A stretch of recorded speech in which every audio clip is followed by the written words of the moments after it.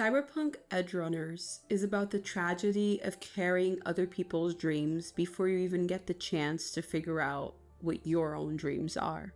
I think that's what Cyberpunk Edgerunners is really about. David, to me, is one of the saddest protagonists of a story like this because he never actually wanted to climb the ranks of Night City. He goes to Arasaka because that's what his mother wanted for him. He endures the bullying because that's the path she chose for him. Even when she's driving him home from the academy, she's the one that's talking about the future. David mostly listens and digests all the information. Before the story even begins, David has already learned that the future is something that other people decide for him.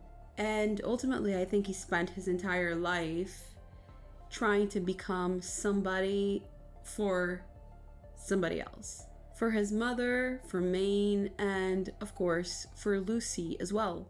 He carries other people's dreams without even getting the chance to discover his own. By the end of the series, almost every part of his body has been replaced by chrome, and it's easy to end up focusing on that transformation, but I noticed something that happens that is even sadder than the transformation itself. It's the fact that David loses himself as a person, as who he is, before he even loses his body. And from how I saw things, I think the story begins at his home, not in Night City. Gloria loves David for who he represents rather than who he is. Because throughout the beginning of the series, we learn surprisingly little about David himself. We hear about what future Gloria imagines for David, but we don't hear about what future David imagines for David, for himself. He doesn't get excited about going to Arasaka Academy. He doesn't talk about his dreams. So almost every conversation about the future ends up being Gloria, the mom. And we could say that it's because she wants him to rise above the life that she lived and that she was able to provide for her son. At first glance, we could, of course, interpret that sounds like every loving parent, until we notice that David never actually said that he wanted any of it. In fact, he seems very unhappy to go to that academy, to live that kind of life. Of course, parents naturally want for their children the opportunities that they never had. But the problem is when hope starts turning into an expectation. Because when there is expectation put upon someone, there is pressure. And where there is a lot of pressure, there is inevitably emotional abuse.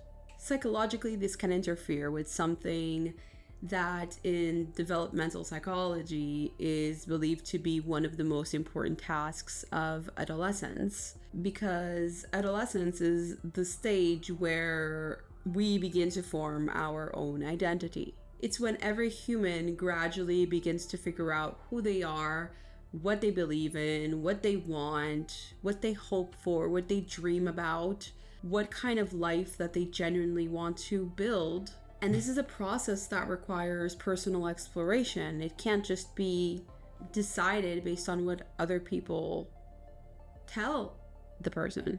With exploration comes trial and error and making the mistakes. And that's all part of the discovery.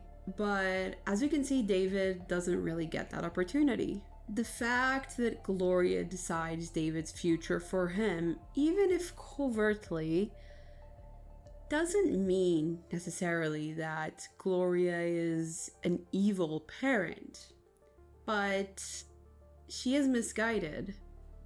And the problem with being misguided and not letting a child have the chance to figure out what they want for themselves is that one can end up being more focused on living life through someone else than actually being interested in what the person wants. So in this case, it would be Gloria being interested in what David actually wants for himself, because climbing the ranks of Night City didn't need to be David's dream, but Gloria assumes a lot because for her, she believes that that's the ultimate goal, that's the ultimate dream, to have a better life. But there are other choices. Some people are happy with a simpler life. David could even be happier outside of Night City.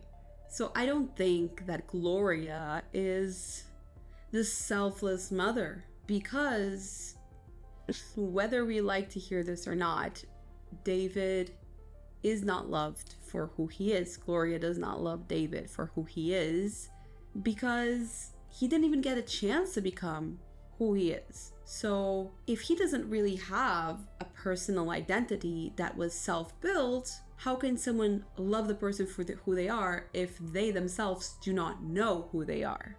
David exists as an extension of Gloria's dream to break free from the poverty and capture the success that she never had. And David exists as an extension of Gloria's dream. That's why I see her behavior as selfish. That doesn't mean that she's a narcissistic parent, but it can mean that she's a selfish one.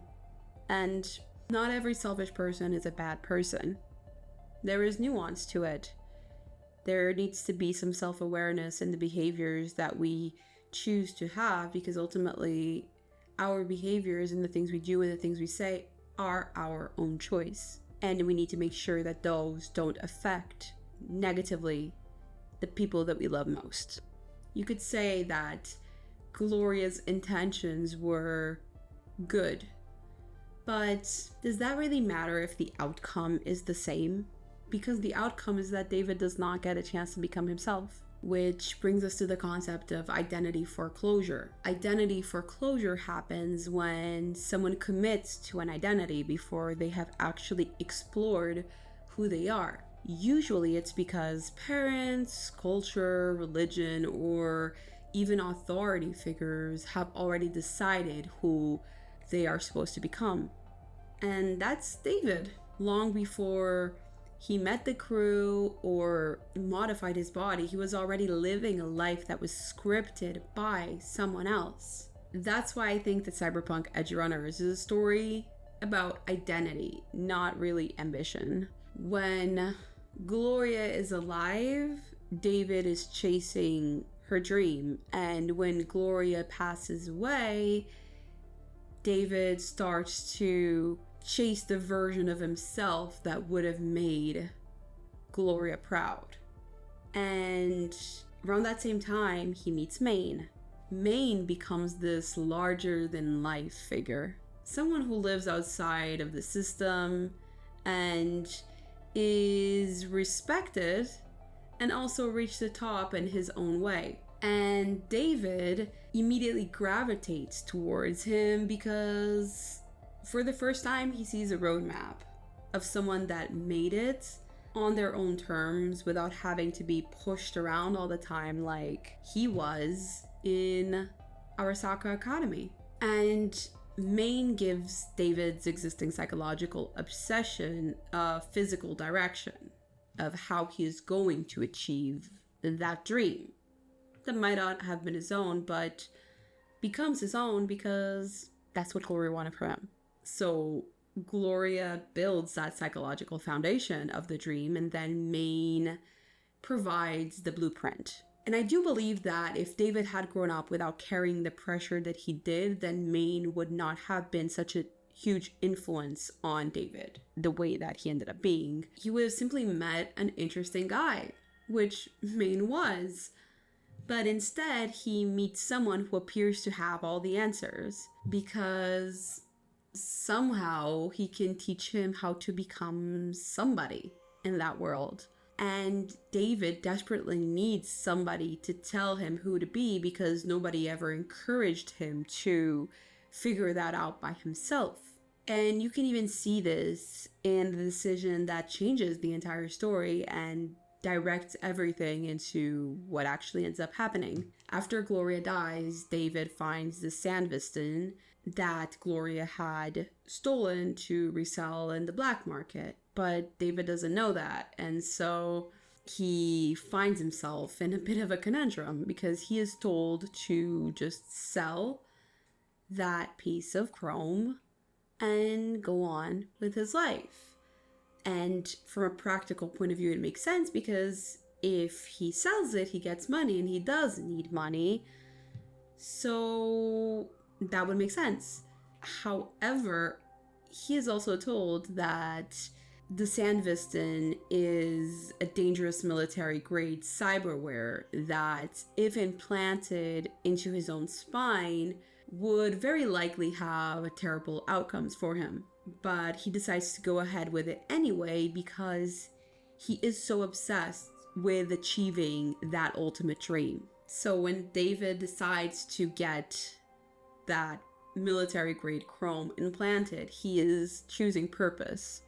It is portrayed as a reckless decision, but really it's just David clinging onto something that can give his life some sense of direction while he feels alone, while he's grieving too. Up until that point, his life had completely fallen apart because his mother tragically died and school became meaningless to him, especially due to the bullying that he was going through.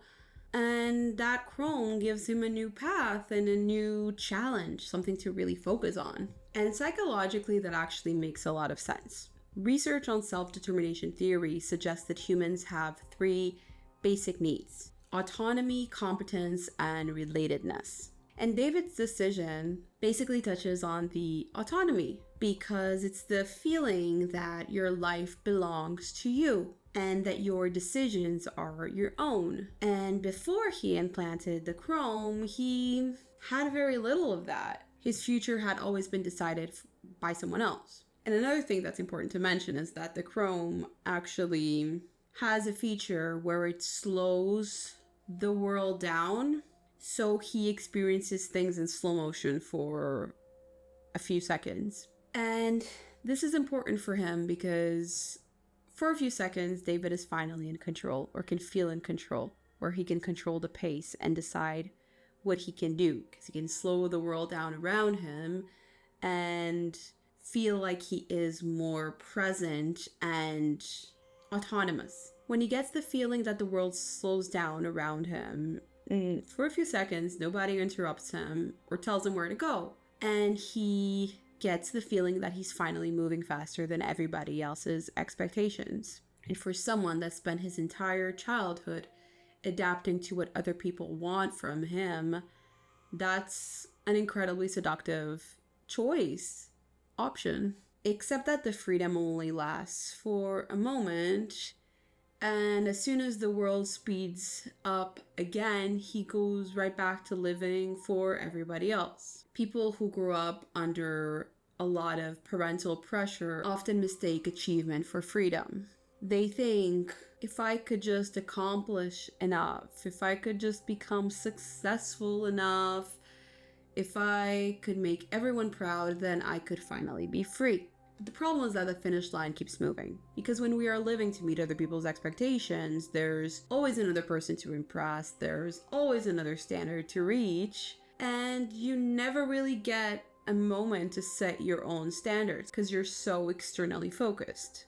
And David spends most of the entire series running towards a finish line and David spends almost the entire series running towards a finish line that doesn't really exist because it keeps moving forward. It's unreachable. And every piece of chrome that he installs gives him the illusion that he's getting closer to that finish line. And one of the most heartbreaking lines in the series is when he says, "I feel better in metal than in my own skin." So that's quite revealing because he's not saying that he feels stronger with the chrome. He says that he feels better. Psychologically, those are 2 completely different ideas. Feeling comfortable in your own skin is about identity and self-acceptance. This just shows that David has become so disconnected from himself that the version everyone admires and reacts to genuinely feels more familiar than the person that he is underneath that. That's someone that has become so disconnected from himself that the persona feels more comfortable than the person. Because the metal is everything that people admire for what it represents. People might say it's a bad idea to install it, but they know that the metal, that specific chrome, and as much chrome as possible, represents strength, resilience, being useful, being competent. That's the version of David desperately needing approval and needing to please others. When children grow up constantly adapting themselves to meet other people's expectations, they sometimes reach adulthood without a sense of identity. They end up knowing how to perform and knowing how to make other people proud, but ask them what they actually want, and the answer can be surprisingly difficult. Not because they are void of complexity or because they don't have wishes, but because they never had a chance to actually discover what those are, who they are inside. David replaces his body because the artificial version of himself becomes more valuable than the real version of himself. And once someone starts believing their worth comes from what they can become rather than who they really are, there is almost no limit to what they will sacrifice. David is the result of parentification. And parentification happens when a child grows up carrying responsibilities that are way too heavy for their stage of development.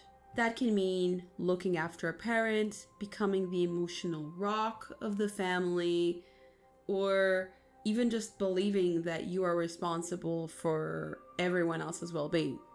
We can look at David's life. While Gloria is alive, he's carrying her dream. After she dies, he carries the guilt of making that dream come true without her. Then he carries Maine's legacy. Then he carries the crew. And then he carries Lucy as well. And eventually he starts acting as though it's his responsibility to protect everyone around him, no matter what it costs him. Carrying people has become part of his identity. Pleasing other people has become a part of his identity. But he's never really pleasing himself or looking for his dreams. His dreams are set based on other people's dreams. That's an identity problem, not an ambition or ego problem. Because ambitious people usually have goals that come from within. They have a vision of what they want to build, but David almost always borrows someone else's vision. Every major turning point of his life revolves around making someone else proud. And that pattern becomes even more evident after Maine dies. Because most people would look at Maine's death and think, this is a warning to David. But David sees something completely different. He thinks Maine was not strong enough to carry that chrome. So his solution is to become stronger. He watches someone lose themselves due to psychosis, and he is so obsessed about the persona that he's built for himself that his conclusion becomes he simply needs more chrome to become stronger. David ignores the warning signs because he is so focused on the destination. And when someone becomes so hyper-focused on the goal, the warning signs often stop feeling relevant. Every single event that happens around that person returns to the same question. Will this get me closer to that goal? And if the answer is yes, then anything becomes justified almost instantly. And you can actually see this in real life when people become consumed by achievement. They ignore the exhaustion, their personal relationships, their physical health, sleep, friends that tell them to slow down, their actual bodies telling them to slow down, sometimes even their own minds telling them to slow down, and they keep going because stopping truly feels like failure. And David does the exact same thing.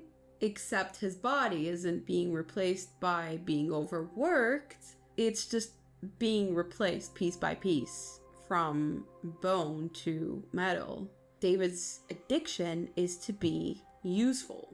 Every new implant convinces David that he's becoming more capable, that he'll be able to be stronger and support the crew better, impress Lucy. And speaking of Lucy, I think that it's a relationship that can easily be misunderstood. Because although in the beginning, Lucy does manipulate David, I do think that she genuinely loves him.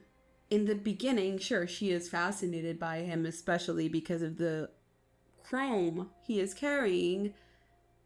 But yeah, she's not completely honest with him from the beginning. And even when she takes him to the moon simulation, and that's one of the most beautiful scenes of the series, for sure. On the surface, it does seem just honest because she's sharing her dream that she wants to leave Night City, that she wants to find peace, but she's also redirecting the conversation away from herself, regardless of her sharing her dream, because David does ask questions about her past, but she answers with just enough truth to keep him emotionally close while protecting the parts of herself that she's not ready to reveal. And sure, we can say that she's traumatized, but it also establishes something that becomes a pattern throughout the entire relationship. Because the more Lucy tries to pull away, thinking that she's protecting David, the more David thinks that he needs to become more for Lucy to be impressed and amazed by him. David thinks that he's failing Lucy, and Lucy thinks that she's protecting David from herself. And that's really sad because David spends his entire life believing that if people are unhappy, the answer is for him to become better or more useful. So when Lucy becomes distant, rather than asking himself what is wrong, he turns that question towards himself and asks himself, what am I missing? What haven't I become yet? And so he installs more chrome. Her silence accidentally reinforces the exact psychological pattern that is already consuming David from the get-go. And that's one of the reasons that communication matters so much in relationships, because people often don't respond to what we are saying or not saying because they are interpreting things with a 100% informed thought process, but rather trying to make the most educated guess based on their own experiences. So David's go-to justification for people's silence or distance isn't to ask what's wrong with them, it's interpreting it as rejection and wondering what more can he do. And then there's Rebecca. And Rebecca is such an amazing character. She seems to be the only major character that genuinely loves David from the beginning without asking him to become someone else. She loves him as a friend. It's a platonic love.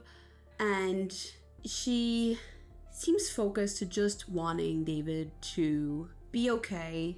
She worries about his well-being, and she doesn't want him to save her or protect her or reach the top or fulfill a dream. She just wants him to be okay. And I actually think that Rebecca understands David better than anyone else, and she recognizes that underneath all that chrome that David acquires throughout time, she still sees that boy that she first met. Rather than being impressed by who he's becoming, she's worried that he may be losing himself. And she repeatedly tells him to slow down. And that's why Rebecca stands out so much to me. And it's tragic because if you spend your whole life believing that your worth relies solely on what you can offer other people, then unconditional love can feel oddly unfamiliar and even dangerous. And eventually, David reaches his breaking point, which is the descent into cyberpsychosis. That, of course, he cannot escape. The psychological collapse in front of the bathroom mirror marks the true disappearance of his identity, far outlasting the physical modifications to his body. It's in this scene that we finally watch his own perception of himself beginning to fall apart. And that's where the real David starts disappearing. His body might have been changing, but he was still himself. But a person disappears not when their body changes, but when their whole person starts fading. And that fading becomes even more evident because who he becomes when he starts disappearing from himself is just a machine that is attempting to reach people's expectations 100% without having any hint of personality behind that. And cyberpsychosis operates as the psychological endpoint of a life spent abandoning yourself. The Chrome makes that process visible, but there are plenty of cases in real life where people abandon themselves, and we can't see that abandonment visually because they still look like the same person, but inside they are completely faded. For David, the Chrome transformation just externalizes what had been happening from the beginning of David's story. Cyberpsychosis is described often as losing your humanity, but I think that David started losing himself long before he even installed any piece of Chrome, because humanity requires having a self, values, desires, dreams, and an identity that actually belongs to you. But David never really gets to build one. The only thing we know about him from the beginning is that he is a person that is in pain, that is insecure, and that carries deep responsibility. And there's a psychological concept called maladaptive perfectionism, and it fits surprisingly well here, because perfectionism often gets portrayed as wanting high standards. But that's only the part of it. Then there's the unhealthy part of it, in which someone's entire sense of self-worth becomes tied to meeting impossible expectations. Mistakes start feeling like personal failures. Rest starts feeling like laziness. And David is driven by the fear that whatever he is will never be enough. That exposes a lack of self-love that is also really heartbreaking. Throughout his life, he only seems to experience value when he's useful for somebody else. And that's a kind of life that can become exhausting, because usefulness has no natural finish line. You can always be useful to someone. You can always be used by someone, especially when there are so many people out there that are looking for people to use. And eventually in the story, David reaches a point where he literally cannot carry anymore. And yet he still tries. And I believe that there's another reason why this story resonates with people outside of the world of Night City, which is the parallels to the real world. Night City rewards people for destroying themselves, for pushing through severe burnout, and it sees sacrifice as a badge of honor. And I think that the world of Night City, to give emphasis to all of it, exaggerates a bit. But it's quite similar to the real world, because society celebrates people who overwork themselves until they reach burnout. Endless productivity is admired. People are praised for sacrificing sleep and health in the name of success. And it's often called dedication. And David fits perfectly into that culture because he was prepared for it. His family environment taught him that becoming somebody mattered more than discovering who he already was. And what Night City did was simply weaponize a wound that was already there. It recognizes the person that David was becoming and it rewarded it. And that's what makes his story believable, and it makes the end feel like a punch to the gut. That scene when David is near death is really powerful. It can speak to so many of us. David is exhausted. His body is falling apart. And he knows at that point that he is going to die. Then for a brief moment, his life flashes before his eyes, especially his earlier life. And he smiles. That smile can be interpreted in a lot of different ways. I see that smile as relief, because this is the first time in his life that nobody is expecting anything from him anymore. There are no more dreams to fulfill. There's no more pressure to become somebody.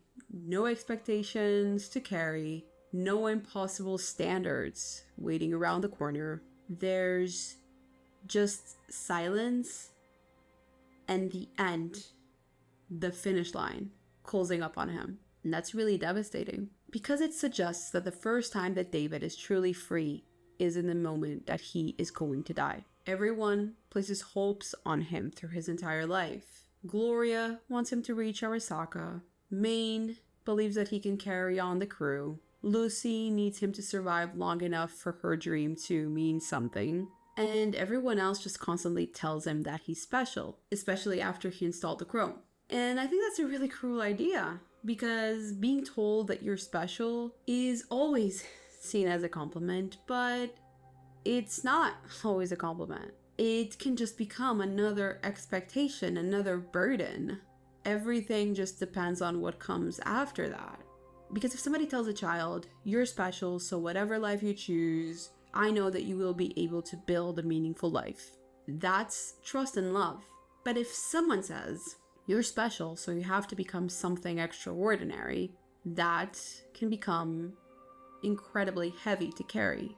Because now the child is not allowed to be themselves, even if themselves means ordinary. They become responsible for living up to an identity that someone else has already imagined for them. And David hears versions of this message his whole life. I find it frustrating because David doesn't actually need anyone else to tell him that he's special. He needs somebody to tell him who he wants to become. But the only person that becomes even remotely close to that is Rebecca. And we rarely see David just looking peaceful and wholesome at all. The moment that is closest to that idea is the moon scene. And that's a good hint, because in the moon there are no expectations. You are away from humanity and wealth and statuses. You just exist. And when he's there with Lucy, it's just two people sharing a quiet moment together. And that's possibly one of the closest moments that we get of David in life getting close to what he might actually want. And that is why I think that Cyberpunk Edgerunners is about a child that never got a chance to become his own person. And that's a story that exists far beyond anime. There are children who become doctors because the family wanted a doctor in the family. There are children who become lawyers because the family wanted someone to continue a legacy. Children who spend entire decades in careers that they never actually wanted for themselves. Children that learn that disappointing their parents becomes far more frightening than disappointing themselves. Some eventually realize that they have been living somebody else's life, but a lot of them never do. And David's story could well be a representation of those that don't, and perhaps even a warning. Maybe it's not too late to realize that you have been living somebody else's life, if you have been living somebody else's life, and to discover what you really want. And that doesn't need to be a career. That can just be a lifestyle change, the way you dress, the way you present yourself, anything. And I think that the series is pretty introspective for all of that. It can invite a lot of introspection for all of that. So thank you for watching this video. I hope that it gave you some food for thought. And I will see you on the next one. Bye.